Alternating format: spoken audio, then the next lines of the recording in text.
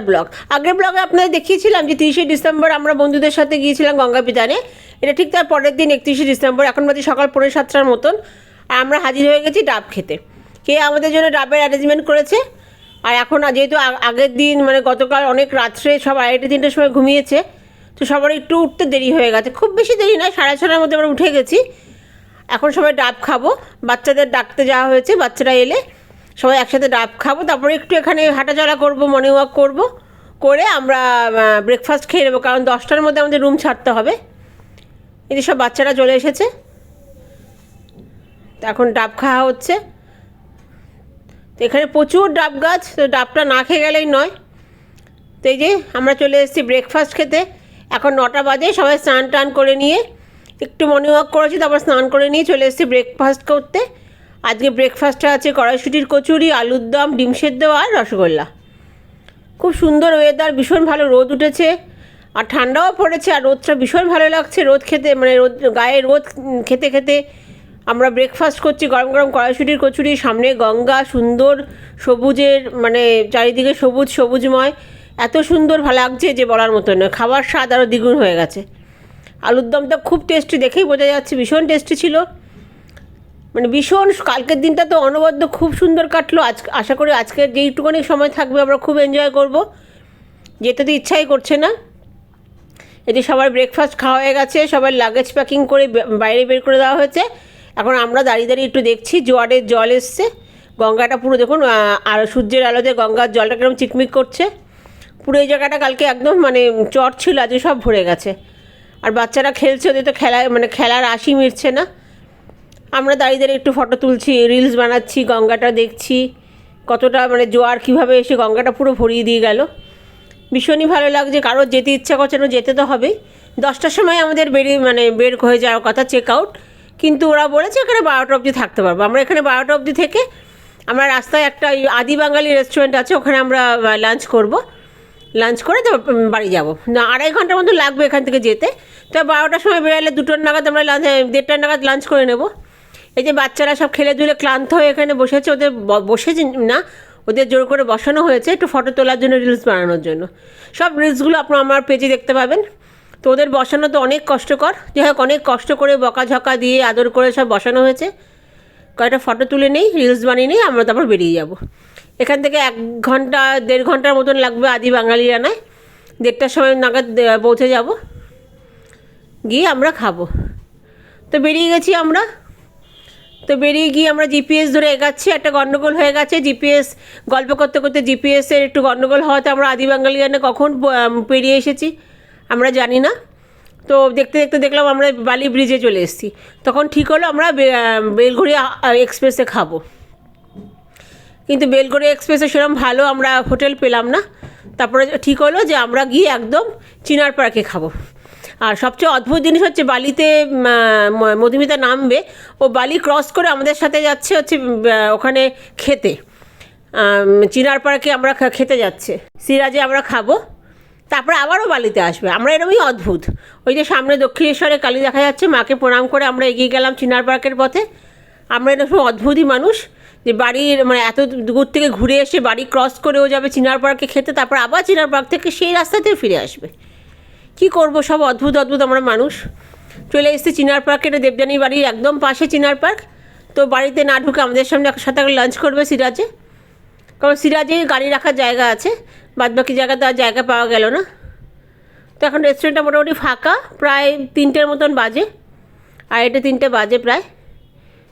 তো আমরা চলে এসেছি এই সিরাজে খেতে।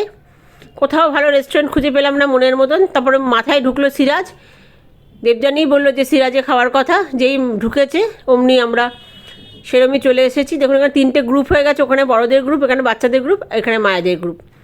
যেরকম 3টে গ্রুপ, আমরা প্রথম থেকেই আমাদের 3টে গ্রুপ, একটা ছোটো বাচ্চা, বড় বাচ্চা, আর আমরা তো মায়েরা একটা গ্রুপ। তো বসে আছি, অর্ডার দিয়েছি বিরিয়ানি, নান, অনেক কিছু অর্ডার দেওয়া হয়েছে। প্রচণ্ড খিদে পেয়ে গেছে। সেই 9টা সাড়ে 9টার সময় আমরা মানে ব্রেকফাস্ট খেয়েছিলাম, ভেবেছিলাম আদি বাঙালিয়ানি খাবো, তো আদি বাঙালিয়ানাটা মিস হয়ে গেল, কিছু করার নেই। ভালোই হয়েছে, একসাথে যতক্ষণ থাকা যায়। বেলঘড়িয়া এক্সপ্রেসে সেরকম রেস্টুরেন্ট পছন্দ হলো না। তার চেয়ে বড় কথা, আমরা ভাবলাম চিনার পার্কে গেলে আরও অনেকক্ষণ কাটানো যাবে, 31 ডিসেম্বরটা অনেকক্ষণ একসাথে কাটানো যাবে। চলে এসেছি বিরিয়ানি, নতুন একটা বিরিয়ানি এখানে, ব্রেক বিরিয়ানি। এটা 3টে 6জন 7জন খাওয়া যাবে। তো আমরা টোটাল 17 জন, কেউ নান খাবে, কেউ চিকেন বিরিয়ানি, এটা মাটন বিরিয়ানি অর্ডার দেওয়া হয়েছে। তো ওরা এই ডিস্ট্রিবিউট করে দিচ্ছে সবাইকে। আর এখানে দেখুন বাটার চিকেন একটা অর্ডার দেওয়া হয়েছে যারা নান খাবে তাদের জন্য। আর মাটন পাসিন্দা, নান, রায়তা, বিরিয়ানি। এবার খুব জমিয়ে আমরা 31st লাঞ্চ করব।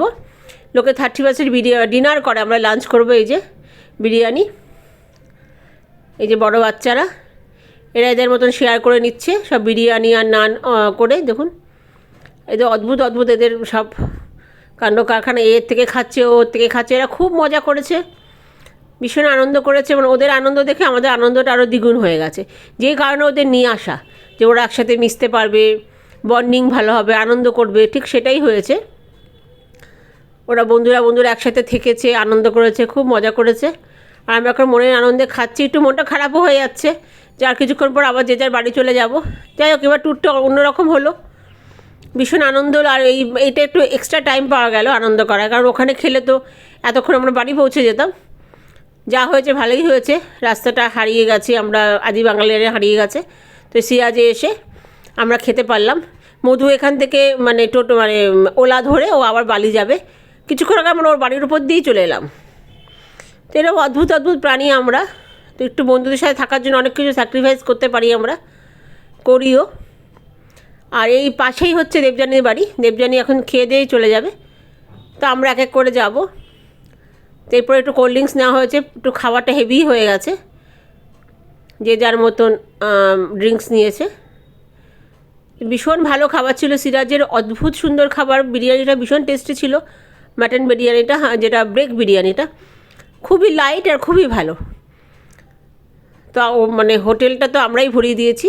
পরে নেওয়া হয়েছে রসমালাই, কেয়া নিয়েছে রসমালাই, আর হচ্ছে এখানে ফিরনি, যেটা সিরাজের স্পেশাল ফিরনি। দুটোই টেস্টি ছিল, কিন্তু আমার আর এগুলো খুব একটা খেতে ভালো লাগেনি, কারণ বিরিয়ানি খেয়েই পেট ভরে গেছে।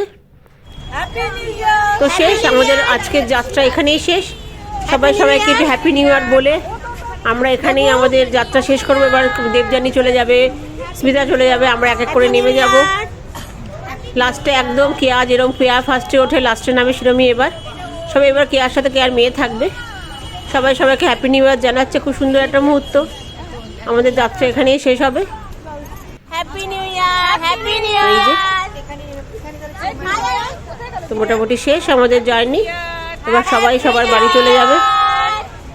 আমরা একটু পরেই, খুব ভালো কাটলো দিনটা। 31 বছরের শেষটা ভীষণ ভালো কাটলো। আশা করবো বছরের শুরুটাও ভালো কাটবে, সারা বছর আমাদের খুব ভালো কাটবে। এইভাবে আমরা একসাথে যেন থাকতে পারি, একই সুতোয় বেঁধে একই সাথে। Happy new year. স্মিতা আর মধুমিতা ওলা করে বেরিয়ে যাবে বালিতে, বাদবাকি আমরা বাসে উঠে যাব।